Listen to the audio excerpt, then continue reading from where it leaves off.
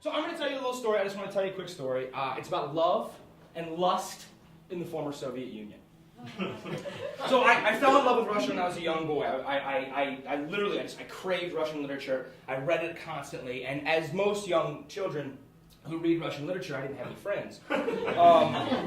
My friends were Raskolnikov, and my friends were the great henchmen of the devil. Things you don't say as a child if you ever want to have friends. So I didn't have any. Went down, got really studious, went off to college, and decided I wanted to major in Russia. I wanted to live in Russia because it should be just like that. I should be Raskolnikov. Probably a bad idea. Didn't really think that one through. So I developed this great addiction to Dostoevsky. I developed this great addiction to Pushkin, thereby developing a great addiction to vodka. They have a word for that. I don't know what it is. Alcoholism really doesn't cover it in the Russian category, especially because it is like water. It is their blood. So I decide that I really need to go. So I get the chance. And I decide it's the time. I'm young. I'm 18 and 19 years old.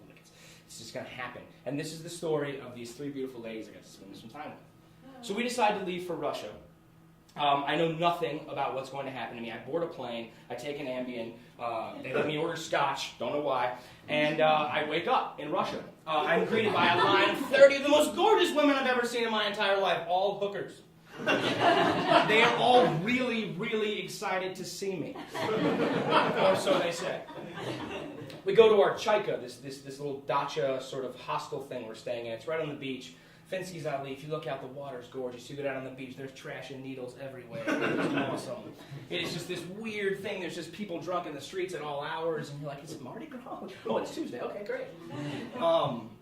So we decide, our second or third night there, we've got to see the city. So we decide we're going clubbing. Me and my buddy Mike. Mike is a transplant from Tennessee. He's a wrestler. He's wearing a sleeveless shirt and a trucker cap in Russia. And I love Mike for this because Mike is a brilliant mind. He had his mind was a steel trap. He could hold any word ever said to him in English or Russian, anything in his mind, and that's why he was very valuable. The thing about that, though, is you couldn't understand Mike. Because Russian's a beautiful language unless you have a redneck accent. Because then it goes from being a «Здравствуйте, меня зовут Dylan» to «Здравствуйте, меня зовут...» So Mike and I decide, two heads together, we can make this work. I know the grammar, I have the skills, I can go talk to people, he can sit in the back and just feed me words. This is going to work. So we go to Club Metro. I was like, all right, cool, that sounds like the States, that's great. Let's go. We go. 3 floors. We're like, yes, this is amazing. First floor, house music. Second floor, hip-hop. Third floor, a blend of the two and male strippers. So it's like, second floor, great. First floor. We find out on the end of the first floor, there's a porn theater. It's like, what? 2 buildings. Like, it's so easy. Just 2 separate buildings for the strippers and the porn, and 1 for the dance. So we need some courage. We need some steel, some courage. And we decide we're going to get a couple drinks. We're going to get some absinthe. Why not get absinthe? Because we're in a foreign country and they don't sell the good stuff in America, so we get absinthe. See, Russians don't do absinthe. They don't melt sugar in that and go, here you go. They take it. They put it in a cognac snifter and they light it on fire. And then, as they say, sugar's for women. And they have you huff the fumes. Oh my God. And they do it again. And you huff the fumes. At this point, you're just wondering what's going on. They flip the glass, they put a straw underneath the cognac glass, and you huff the fumes.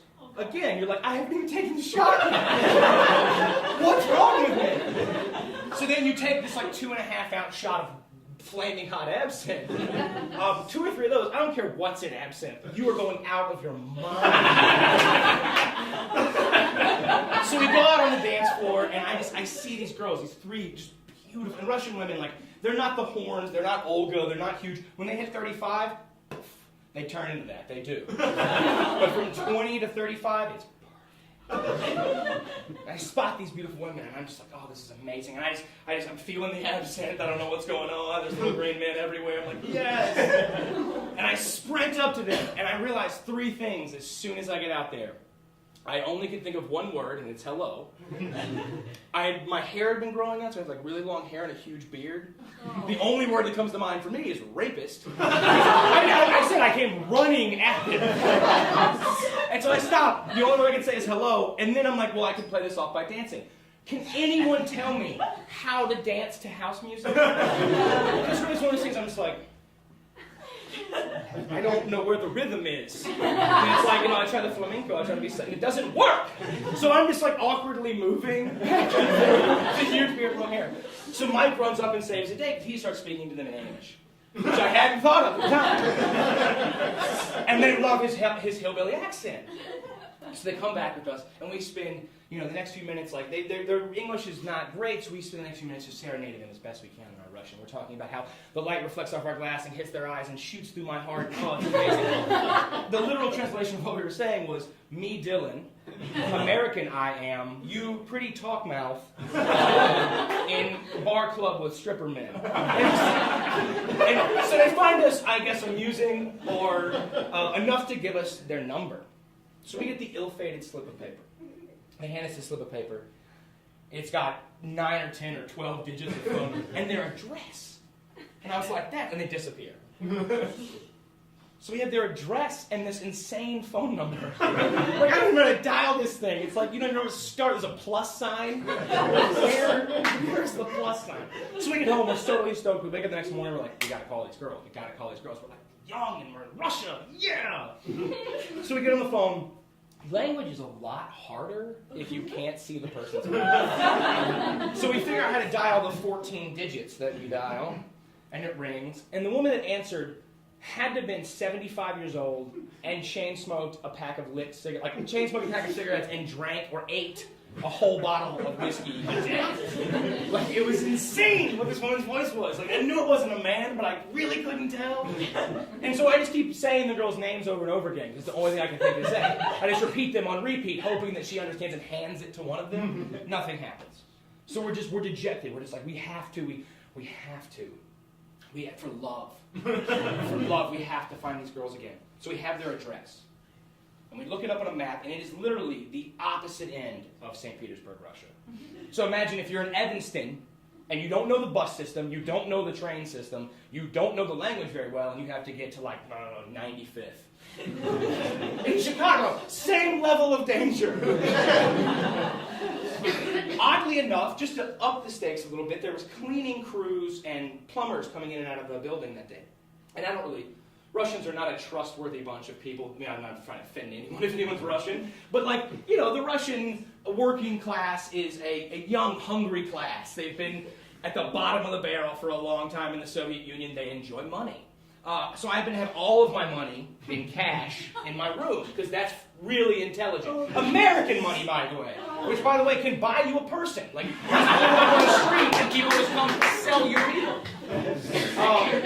So I decide the best way to do this is we're going to trek across most of Russia. I'm going to tape this to my thigh. So we start the day off, Mike in his sleeveless shirt and short cap, I got a grand tape to my thigh. So we get on the nearest train, take it to the very end, we get off, and there's already just it's just graffiti buildings, crazy things, and the next thing we can hear this loud, light barking. And we're like, come on, bro. And all of a sudden, Mike just grabs me and takes off. A German Shepherd, which I was like, that's kind of funny, right? A German Shepherd just comes barreling around the corner and just chases us as hard as he can possibly go for about a mile. We don't know which direction we're running, we're just sprinting at this point.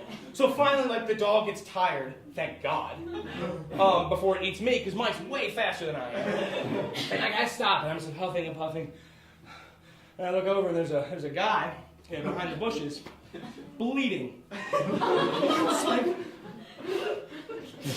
It's just one of those moments in your life where words just don't do justice to what is happening. Because I've still got $1,000. So we happen to be going the right direction. Because that was lust, yes, love is carrying us in the right way. So we get to their building. There are drunks everywhere. Most of the windows are broken out, and there's graffiti covering everything. And again, on the idea of going down 95th, that moment you're like, I might die in this neighborhood. And we knock on the door. Why not? Knock on the door, ring the bell, no answer. We buzz, we get the same woman. I was like, are you a 75-year-old woman who like masquerades as a 22-year-old at night? And it's like, you know, Swan Prince kind of thing? I don't understand. And finally, we just happen to be standing outside when with one of the broken windows, a curtain moves, and there they are. These three beautiful women. They're, of course, petrified at this point because the two random Americans they met the night before were like giddily jumping up and down outside the apartment. They have no idea how we found them. So we end up going in and we find a medium between English and Russian. We have these beautiful conversations. We drink vodka together. We eat pickles, which is what they do when they drink vodka. I don't know. Don't ask me.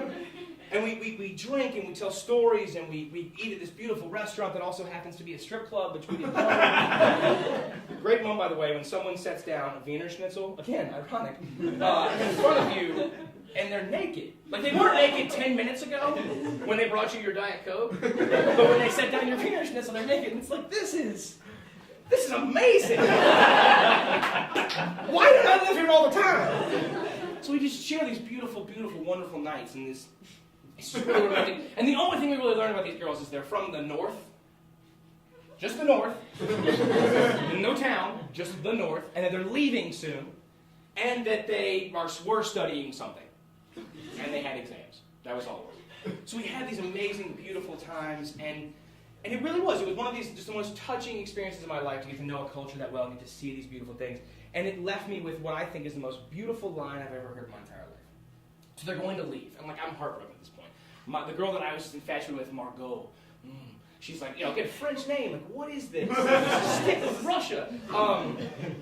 We go to the train station to take them to, put their bags. And Mike's been smacking me the whole way because I'm like trying to hold back tears. I'm like, it's Margot, man. How do I lose this? And so, they haven't said a word. They haven't said a word. We're leading them to the train, and she gets to the end of the train, and Margot, she stops. She sets her bag down. She just turns and she looks at me. And she's like, Dylan, help me. I was like, and I melted. I was like, shit, yeah. I threw him on the train, big hug, big kiss, and it was just, I'm going to be okay. I'm going to be okay. I know no idea what happened to those girls. Not a single clue. But since that point, I've been back to Russia twice, and I hope to go live there for a long time, possibly in the north.